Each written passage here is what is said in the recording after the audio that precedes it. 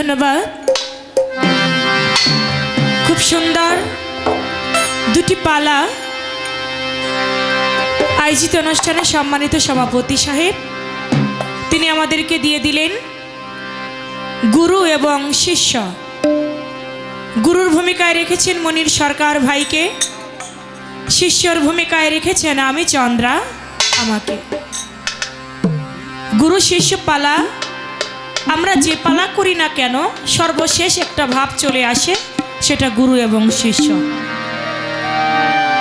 দুনিয়াতে সব থেকে শ্রেষ্ঠ পালাই হচ্ছে আসা এবং যাওয়া। এর থেকে আর সত্য পালা হইতে পারে না। তাই গুরু শিষ্য আমাকে শিষ্যর ধারা দিয়েছেন। গুরুর কাছে কিছু আকাঙ্ক্ষা, কিছু চাওয়া, এটাই তো আমার শিষ্য কর্ম। আমার দয়ালের কাছে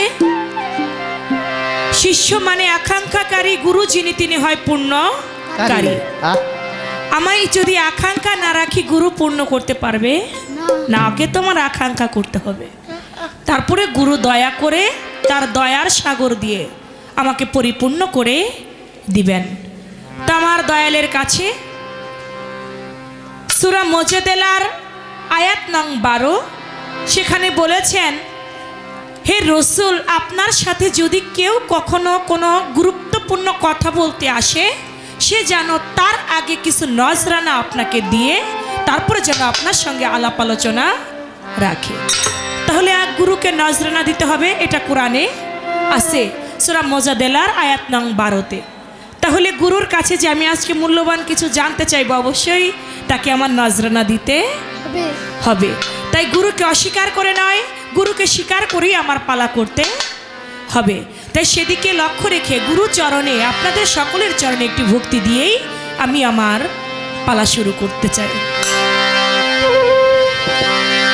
দয়া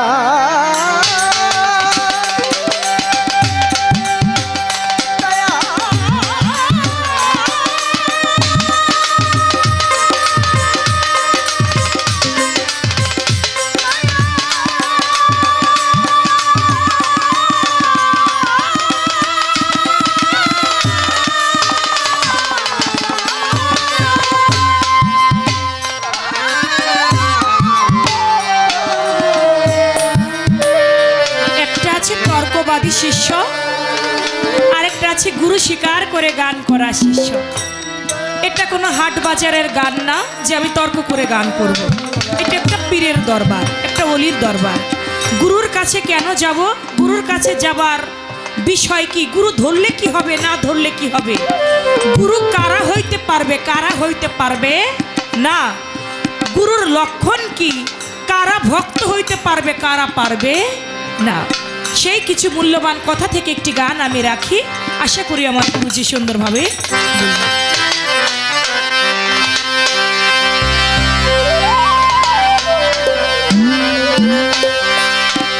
গুরু ধরা চিন্তা মরা, গুরু ধরা চিন্তা মরা, এই কথাটি জগৎ জোড়া। গুরু হবে কারা, ভবে গুরু হবে কারা? ভাবে গুরু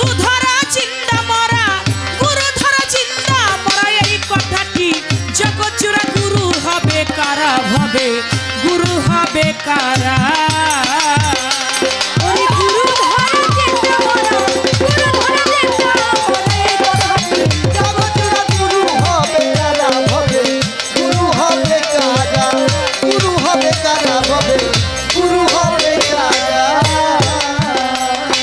গুরুর কি গুরুত্ব আছে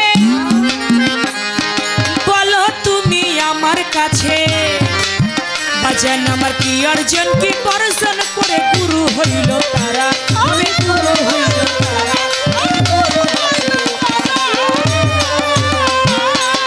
গুরুর কি গুরুত্ব আছে তুমি বলো দয়াল আমার কাছে? এইভাবে কি অর্জন, কি বর্জন করে গুরু হইল তারা? ওরে গুরু হইল তারা, ওরে গুরু হইল তারা।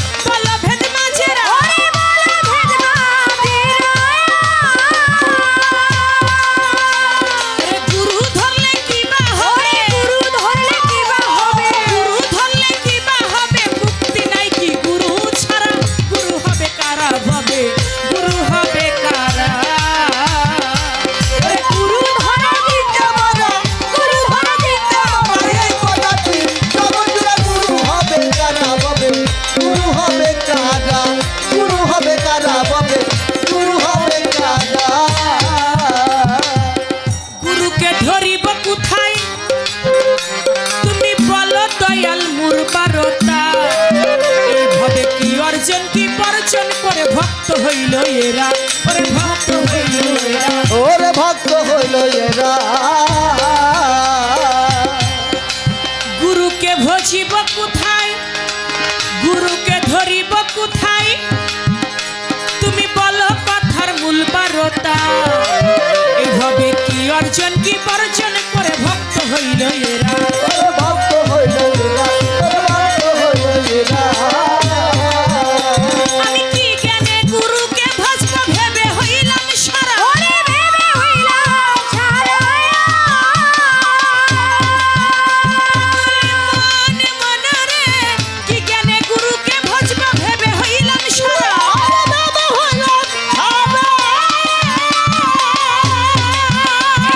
গুরু ধরলে কি বা হবে, গুরু ধরলে কি বা হবে, গুরু ধরলে কি বা হবে, মুক্তি নাই কি গুরু ছাড়া। গুরু হবে কারা হবে, গুরু হবে কারা।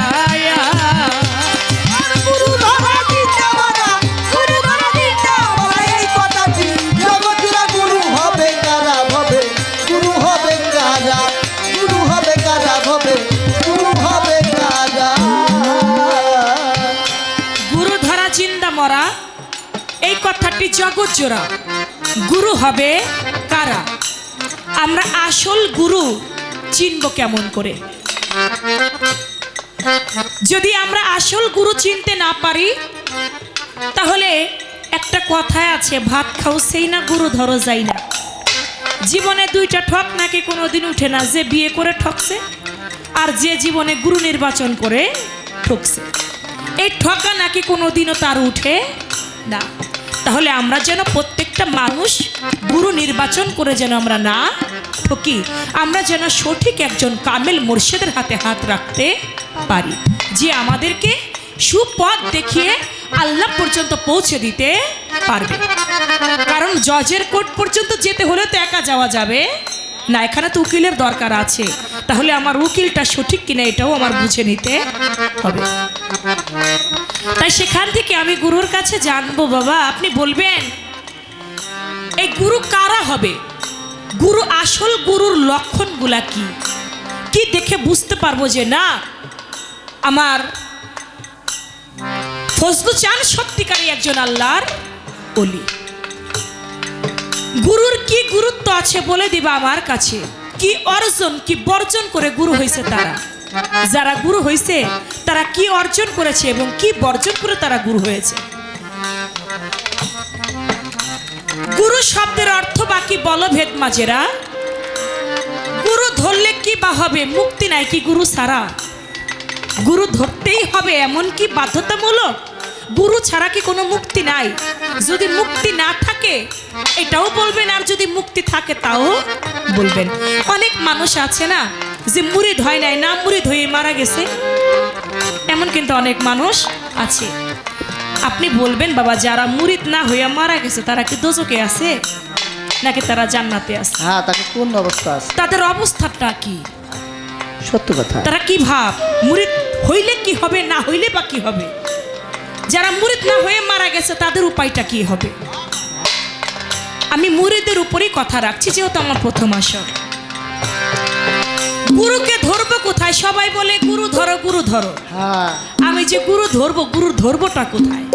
হাত ধরবো না পা ধরবো, নাকি চোখ ধরবো, নাকি মুখ ধরবো?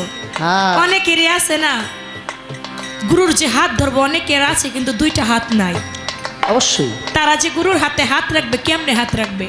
হ্যাঁ, অনেক মানুষ আছে পৃথিবীতে যাদের একটা হাত আছে একটা হাত নাই, তাদেরই তো সমস্যার কোনো শেষ নাই। সত্য কথা। এক লোক ঢাকা শহরে রেস্টুরেন্টে ওই আলুর চপ বেগুনের চপ বেচে না, হ্যাঁ, তো ওই আলুর চপ বেগুনের চপ বানায়, তো গোল গোল করছে। একটা হাত আছে বেটার, আর এক হাতের এই পর্যন্ত আছে, আর অর্ধেক নাই, নাই, এক হাত আছে। তো উনি ওই ময়দা টয়দা এগুলো একবারে এক জায়গায় করে ওইটাকে সেনে টেনে এক জায়গায় করছে, গোল করে। গোল করার পরে ওইটা আবার বগলের নিচে একটা চাপ দিয়া ছাইড়া দেয়। হ্যাঁ, এখন ওই লোক ভদ্রলোক ওই পেঁয়াজ আলুর চপ খাইতে গেছে, একটা ভাঙছে, ভাঙ্গা দেখে ওইটার মধ্যে একটা পশম। হ্যাঁ, ওটার মধ্যে চুল, একটা চুল। তো একটা পশম পায়া কয়েক ভুলেও যাইতে পারে, হ্যাঁ। আরেকটা ভাঙছে, আরেকটা একটা ভেঙে দেখো ওটার মধ্যে 2টা পশম।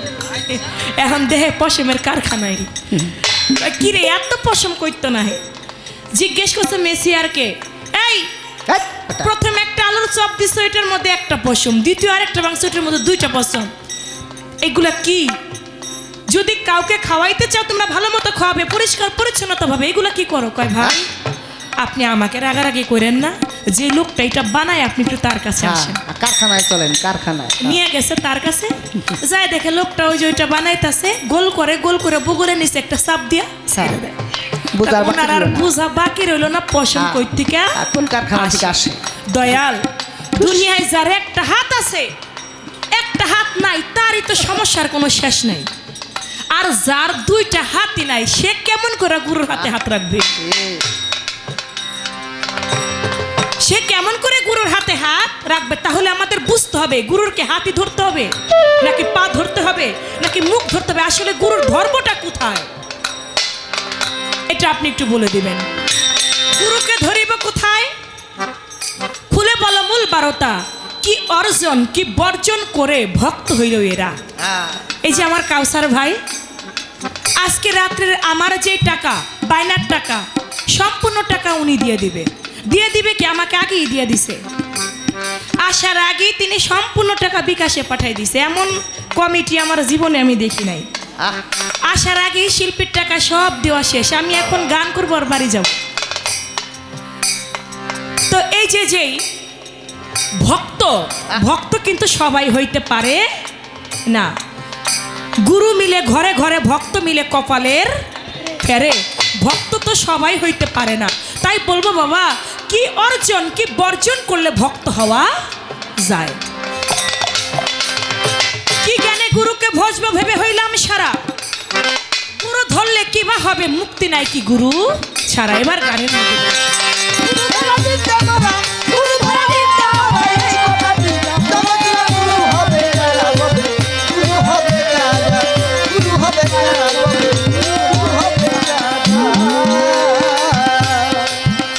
ওরে গুরু হবে কোন বাঁচাতে, তুমি বলো দয়াল কুরআন মতে কি বলেছে কুরআনেতে, ওলি আল্লাহ যারা, ওরে ওলি আল্লাহ যারা,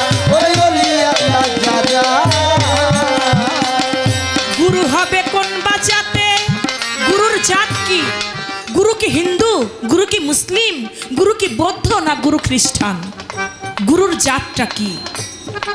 গুরু হবে কোন বাজাতে, তুমি বলো দয়াল কুরআন মতে কি বলেছে কুরআনেতে, ওলি আল্লাহ যারা,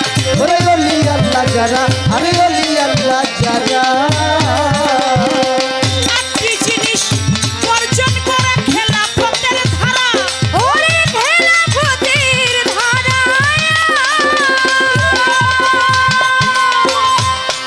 একটি জিনিস যদি বর্জন করতে পারে সে নাকি খেলাফত পায়। দয়াল আমি কোন 8টি জিনিস বর্জন করলে আমি খেলাফত পাইতে পারি? সেই 8টি জিনিস কি কি আমার বর্জন করতে হবে? 8টি জিনিস বর্জন করা খেলাফতের ধারা, ওরে খেলাফতের ধারা। ওরে ফরিদপুরের আবুল সরকার, ফরিদপুরের আবুল সরকার না বুঝিয়া দিশেহারা, গুরু হবে কারা ভবে, গুরু হবে কারা, গুরু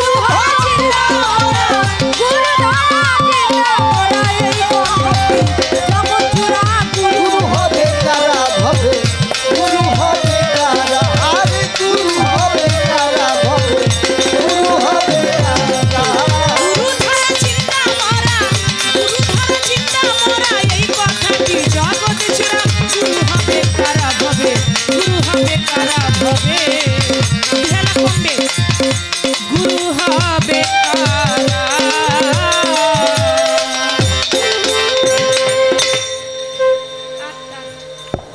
দয়াল যদি ইচ্ছা করে গানের জবাব গান দিয়ে দিবে, এটা তার ইচ্ছা, যেভাবে খুশি আমাকে সেভাবেই তিনি দিতে পারেন। আমি বাইরে থেকে কোনো কথা রাখবো না, শুধু গানের মধ্যেই অনেক মূল্যবান কথা আছে। আশা করি দয়াল সুন্দরভাবে আমাদেরকে বুঝাবেন। হয়ে গেলে একটি পালার গান, দরবারের নির্দেশ, একটি করে পালার গান, একটি করে দরবারি গান চলবে। ঠিক আছে, একটু বেশি না বাড়াই, আর একটু কম নিচের গুলা, হ্যাঁ? কারণ চন্দ্র সরকারের বায়না করলে সে ওই ডলিয়ে আসতে পারবো, হারমোনিয়াম আসতে পারবো নাকি, পেটালা আসতে পারবো। আর যদি মনীষ সরকার, চন্দ্র সরকার না আসে, তাহলে কিন্তু আপনারাও আসতে পারবেন না। এই জন্য আমাদের শিল্পীদের গানটা যাতে ভালো হয়, বোঝা যায়, সেটা সকলেরই লক্ষ্য রাখার কাম্য। তো যা হোক, নামগুলো আসলে আমাদের সুন্দর করে সাজিয়ে লিখে দেওয়া হয় না, এই জন্য এটা আমাদের অপরাধ নয়। কাউসার ভাই শুনলাম এই দরবারেরই ভক্ত। আমি কাউসার ভাইয়ের প্রতি ভক্তি শ্রদ্ধা রাখি। অন্যান্য ভক্তবিন্দু যাদের নাম জানি না, তাদের কাছেও সালাম, ভক্তি, ভালোবাসা রেখে চন্দ্র সরকার শিষ্যের ভাগে অত্যন্ত প্রাঞ্জল ভাষায় এবং সূরা মুজাদালা 12 নম্বর আয়াতের মধ্যে আল্লাহ তাআলা ঘোষণা করেছে নজরানা সম্পর্কে। একটা রাবিতে আসছে মাওলা আলী করিমুল্লাহ ওয়াজহু দয়াল নবীর সাথে আত্মগুপ্ত কথা বলার জন্য এসে তার একদিনের পরিশ্রমের পারিশ্রমিক দয়াল নবীর হাতে তুলে দিয়ে তারপরে সে নবীজির সাথে কথাবার্তা বলছিলেন। তো আজকে যিনি শিষ্য, কারণ তরিকতের প্রথম সিঁড়ি হচ্ছে আদব, এটা আপনারা জানেন। আদবতায় তার কমতি নাই, সে নজরানা দিয়ে তার গুরুকে ভক্তি ভরে সে পালা শুরু করেছেন। এবং তার যে জিজ্ঞাসা, সে জিজ্ঞাসাগুলো প্রত্যেকটা মানুষের জীবনে। আমরা গান করি, এটা কিন্তু বাবা তরিকতের প্রচার প্রসার। আমাদেরকে দিয়ে যদি তরিকতের প্রচার না হয়, এই ধর্মটা যদি বিস্তার লাভ না করে, তাহলে তো মানুষ ধর্মমুখী হবে না। এই জন্যে তার এই গানটাকে আমি সাধুবাদ জানাই। গুরু ধরা জিন্দা মরা, এই কথাটা জগৎ জোড়া, গুরু হবে কারা? তাহলে গুরু ধরাটা জিন্দা মরা। কোরআন বলে মতু কাবলা আনতা মৌত, যেজন মরার আগে মরে যায়, যাকে বলা হয় জিন্দা মরা। এখন এই গুরুকে আমরা কোথায় ধরব? এখন বায়াত যদিও 4 প্রকারের আছে। আমরা সূরা ফাত্তার 10 নম্বর আয়াতে বলা হয়েছে ইন্নাল্লাযিনা ইউবায়নাকা ইন্নামা ইউবায়নাল্লাহ ইয়াদুল্লাহ ফাওকা আইদিহিম। ইয়াদুল্লাহ মানে হাত। হে রাসূল, আপনি বলে দিন, আপনার হাতে যারা হাত দিয়ে বায়াত গ্রহণ করলো, ওই হাত আপনার হাত না, আল্লাহ কয় ওইটা আমার হাত। এখন বায়াত হইলাম হাতে ধরে, আসলে গুরুর কোথায় ধরবো? লোকনাথ ব্রহ্মচারীর কাছে কিছু ভক্তদ্বয় গিয়ে বলছিল, দয়াল, আমরা চরণামৃত লাভের জন্য আসছি, আমরা আপনার চরণ না নিয়ে যাব না। লোকনাথ ব্রহ্মচারী বলছিল, ভক্তরা, তোমরা গুরুর চরণের আশা না করে আগে গুরুর আচরণ ধরো, গুরুর স্বভাব ধরো। তাই যেজন যার স্বভাব ভালো হয়, গুরুর সুস্বভাব তার মধ্যে বর্তমান হয়। এই জন্য গুরুর স্বভাব ধরতে হয়। এখন এইখানেও একটা পেশ মারছে আমার শিষ্য, যে যার 2টা হাত নাই, একটা ওই যে কি জানি বানায়, সিঙ্গারা, আলুর চপ বানায়, এর একটা কথাও বলছে। আসলে বাবা, এই যে হাত, আচ্ছা বলেন তো দেখি, অনেক মানুষের প্যারালাইজ হয় না? হয় হয়। হাত 2টা ঠিকই থাকে না?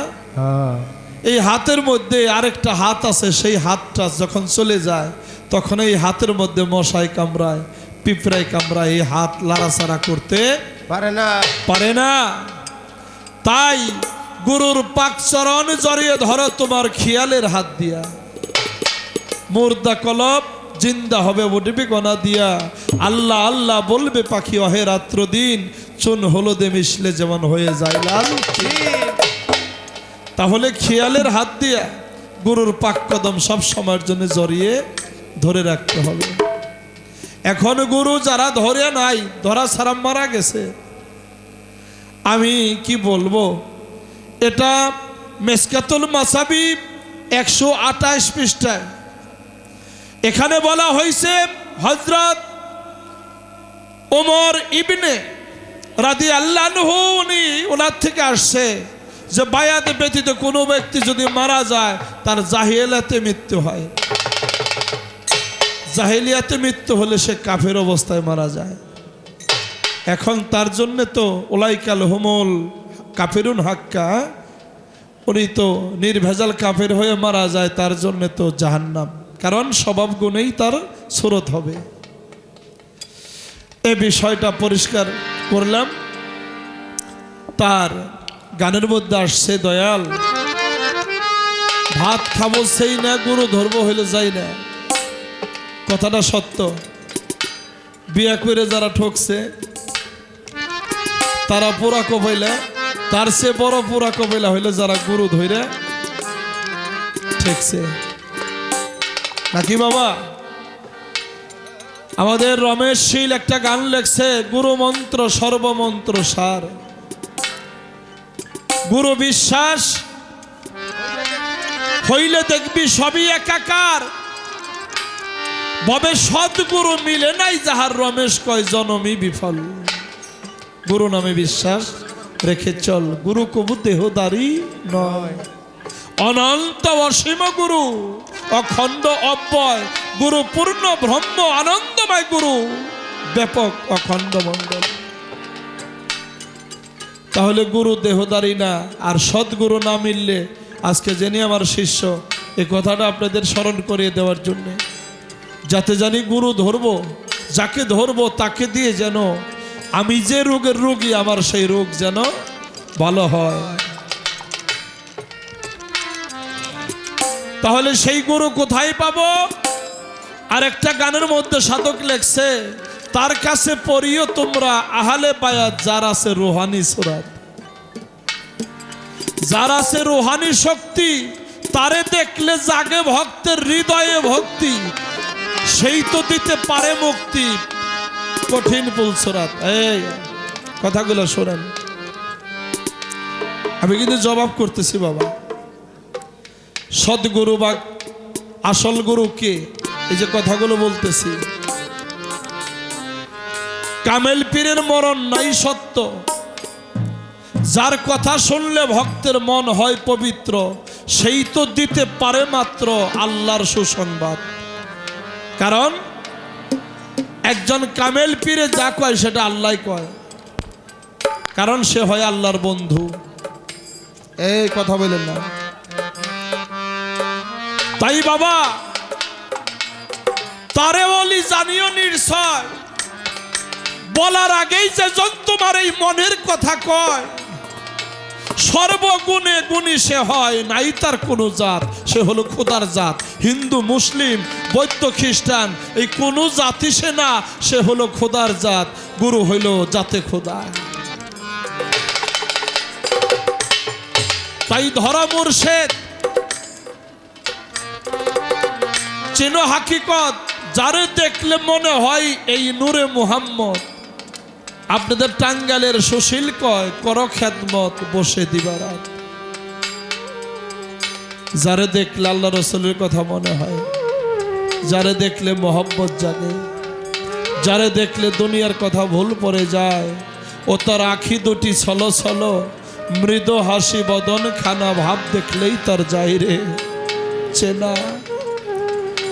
যারে দেখলে হৃদয় থেকে মোহব্বত জাগে, প্রেম জাগে, মনে লয় আমি ওই চরণের গোলাম হইয়া, আমি ওই রূপেই বিমোহিত হই, আমি জন্ম জন্মান্তরের জন্য তার গোলাম হয়ে পড়ে থাকি।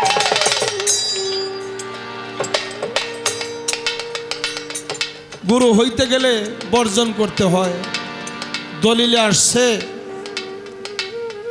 কথাগুলো খারাপ লাগে বাবা, দলিলের মধ্যে আসছে মহিষের স্বভাব, পশু 8টা, পশু এবং পাখি। ভেড়ার স্বভাব, ছাগলের স্বভাব, বানরের স্বভাব, শকুনের স্বভাব, ময়ূরের স্বভাব, দুম্বার স্বভাব। এই স্বভাবগুলো ত্যাগ করতে হবে। এই স্বভাবের মধ্যে দেখবেন ছাগল আছে না, ছাগলের চোখে খালি ঘাস দেখে, বাদাইলা ঘাস, দুব্বা গাছ এগুলা দেখে। ছাগলের চোখে কোনদিন আল্লাহর দেখে না। তাই বাবা, মানুষের মধ্যে চর্ম চোখ থাকে। মুরিদ হওয়ার পরে গুরুর সম্যক সাধনা করে তার এই চর্ম চোখ দুইটা বন্ধ হয়ে যায়। রাধাবল্লভ সরকার বলছে, চর্ম চোখ বন্ধ না হলে খুলবে না তোর জ্ঞানের তালা, হৃদয় দুয়ার দেখ না খুলে ঘরের মানুষ ঘরেই তালা। তাই তার জ্ঞান চক্ষু খুলে যায়, কারণ অজ্ঞানী যায় জ্ঞানীর কাছে, চৈতন্য জ্ঞান পাওয়ার আসে। এবার মহিষ, এটা হলো অলস দুনিয়ার। অলস মানুষকে দিয়ে কখনো কোনো কিছু সাফল্য অর্জন করা যায় না, যার মধ্যে অলসতা। মহিষ এক জায়গায় বাইন্দারাই খাইবেন পানির মধ্যে, খাওয়া দাওয়া নাই, সারাদিন পানির মধ্যে ডুবে থাকবে। শকুন, তার নজর হইল নিচের দিকে, কি বাবা। আর গুরু ভজন করতে গেলে লাগে হইল হৃদয়, সাগরের মতো একটা হৃদয় লাগে। গুরু ভজন করতে হলে লাগে ভালো একটা ব্রেনের প্রয়োজন, মাথার প্রয়োজন। গুরু ভজন করতে হলে বাবা ভালো একটা মনের প্রয়োজন হয়। তাই বাবা, দেহের মধ্যে আছে বানরের স্বভাব। বানর তো সে শুধু কামের তাড়নায় দৌড়ায় বানর। এই জন্যে এই কামটাকে আয়ত্তদিন করতে হবে। হাওয়া ধরো, আগুন স্থির করো, মরণেরই আগে মরো, দেখেই সমন যাবে দূরে। তাই কামকে নিয়ন্ত্রণ করো। কাম আছে বেটা, কিন্তু কামনা থাকা যাবে না। ময়ূর সে শুধু পেগম ধরে, যখন তার মানুষ, কিছু মানুষ আছে না বাবা, গুরুর দরবারে আসলেও দেখবেন দয়াল যে পোশাক পরছে তার চেয়ে দামি পোশাক পরে এসে দরবারে একেবারে জুতা পাই দিয়ে ঘুরে। ও হলো সাজ ভালোবাসে। কারণ গুরু দরবারে আসলে, এখানে আসলে কাঙ্গাল বেশে নত জানু হইয়া দরবারে দয়ালের চেয়ে উচ্চ স্বরে যেন গলাটা না ওঠে। দয়ালের গায়ের যে পোশাক পরেছে, আমার পোশাক যেন তার চেয়ে দামি না হয়। সাজ, এই দুনিয়ার সাজ না সেজে আগে তোমার এই দেহগতটাকে সুন্দর করে সাজাও। অনেক কথা বললাম, আরো দু একটি কথা আছে। আমি একটা গান শোনাই আমার সাইজি আবুল সরকারের।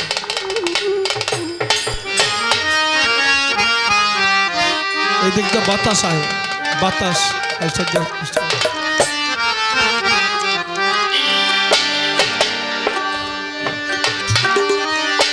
ওরে বাবা গুরু সংকীর্তনে বসে,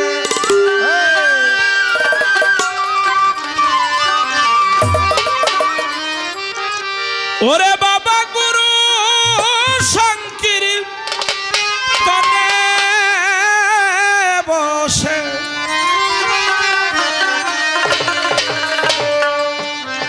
আগে তুমি গুরু ধ্যান করো কল্প ধীরে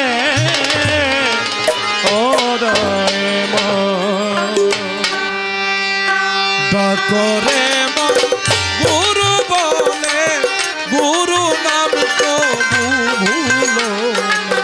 ডাকরে মন গুরু বলে, ওরে বাবা গুরু সংকীর্তনে বসে, গুরু সংকীর্তনে বসে, গুরু ধ্যান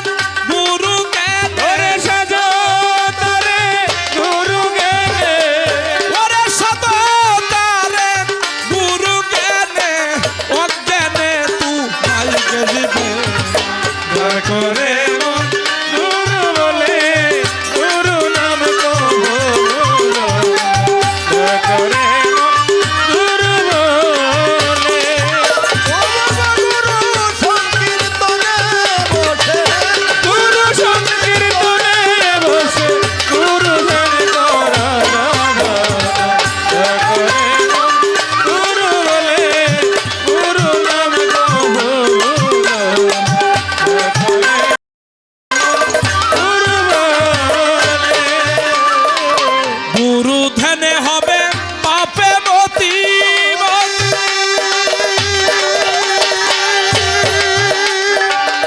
ওই নামে না জপিলে নাই তার গতি গুরু ধ্যানে হবে পাপে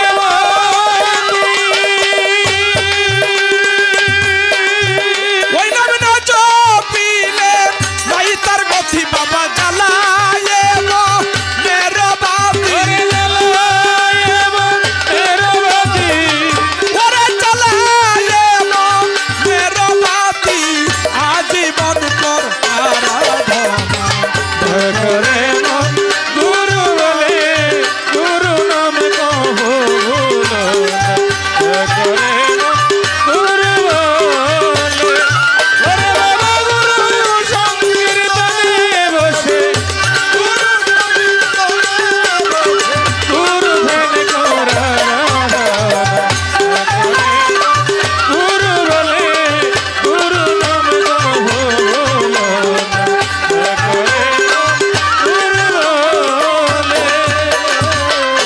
স্মরণে যার বাঙ্গে ভুল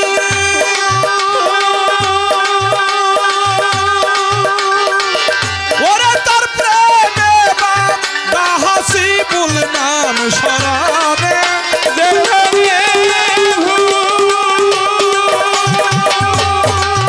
ওরে তার প্রেমে বাহাসি ভুল না বুঝে কেন করিসা ভুল ওরে না বুঝে কেন রে না বুঝে কেন করিসা ভুল গুরু প্রেমে করে মন গুরু বলে গুরু নাম কহো করে গুরু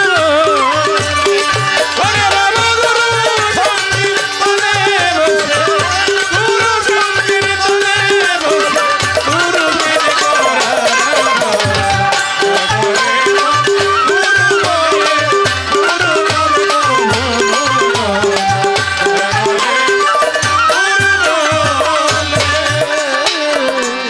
গুরু ধ্যানে হবে পাপের মতি ওই নামে না জপিলে নাই তার গতি জ্বালিয়ে তোমার মনের বাতি আজীবন করার আরাধনা বলা হইছে ভক্ত হ বাবা ভক্ত হইতে গেলে ভক্ত লিখতে 3টা অক্ষর লাগে না বড় ভ ক ত ভক্ত ভতে হইল ভববন্ধন করিয়া ছেদন এই ভবের যত বন্ধন একেবারে মা বাবা আত্মীয় স্বজন পুত্র পরিজন এবং ধন সম্পদ সকল কিছুর ঊর্ধ্বে গুরুকে ভালোবাসতে হবে এই জন্য ভতে হইল ভববন্ধন ভবের যত বন্ধন করিয়া ছেদন কতে হইল কামনা বাসনা সব দিয়া বিসর্জন ততে তন্ময় হইয়া আমার ফজলু চাঁদের জুয়েল চাঁদের প্রেম সাগরে ডুবিলে যেজন এই জগতে অনুরাগে ভক্ত হয় কেবল সে দেখবেন বর্ষায় জোয়ারের জল আসে আসে না চকে নদী নালা ভরে যায় ওই জোয়ারের জলের সাথে কচুরি পানা আসে পানি যখন আবার যথাকার জল তথাই চলে যায় এই কচুরি পানাগুলো কৃষকের জমিতে রয়ে যায় তাই রয়ে যায় না বাবা এখন কৃষক জমি চাষ করবে কি করবে ধারালো কাছে দিয়া ওই জমির পানাগুলো জঙ্গলগুলা আগাছাগুলা কাইটে রোদ্রে শুকা দেয় রোদ্রে শুকাইয়া যখন শুকায় তখন আগুন জ্বালিয়ে ওই জঙ্গলগুলা পুইরা ছাই বানায়